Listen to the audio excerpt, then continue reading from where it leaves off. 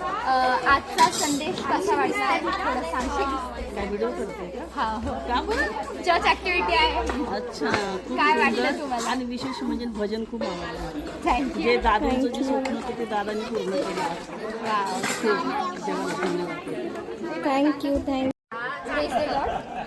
आजच्या वचनामधनं एक गोष्ट जी तुम्ही तुमच्या आयुष्यात लागू करून घेताय आणि का? आजच्या वचनावरून शंभरोनी स्त्रीला जेव्हा सत्य कळालं तेव्हा तिने जाऊन जी सुवार्ता सांगितली, सुखार देशात जाऊन जी सुवार्ता सांगितली, ती सुवार्ता ऐकून तेवढं संपूर्ण गावाचं कारण प्रेज द लॉर्ड. आजच्या भजनाबद्दल काय बोलू इच्छिता? कसं झालं भजन? छान झालं. आणखी काय? आणखी अजून छान झालं. थँक्यू.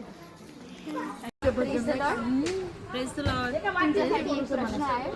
आजच्या पूर्ण चर्च सर्व्हिसमध्ये तुम्हाला सगळ्यात जास्त काय आवडलं? जे इतके वर्ष हिंदुस्थानी कॉव्हेनंट चर्च दौंडमध्ये चालू आहे, भजन मंडळी नव्हती, ती भजन मंडळी आज स्थापित झाली आणि पहिलं भजन गाण्यात आलं आणि खूप छान ते पण झालं. प्रेज द लॉर्ड दादा. आजच्या संदेशामधनं एक असं वचन जे तुम्हाला खूप आवडलं. मला योहान याचा 4था अध्याय त्याचं 14वं वचन मला आवडलं.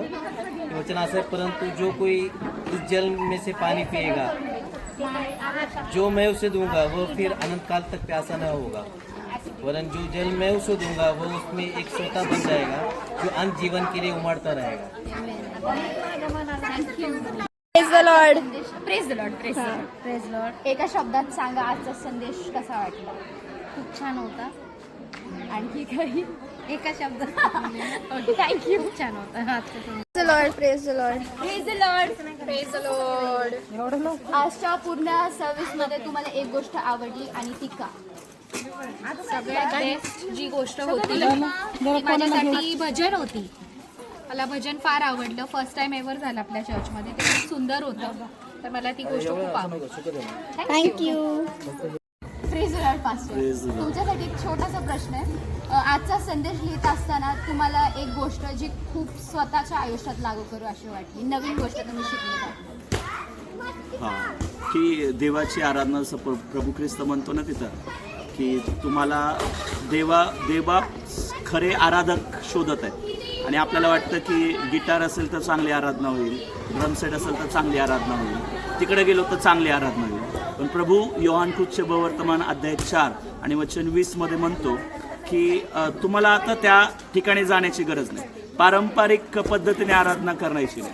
आता तुम्ही जिथून आराधना करत आहात आत्म्याने आणि खरेपणानं करणं गरजेचं आहे. तर परमेश्वर ती प्रार्थना नक्कीच ऐका. थँक्यू.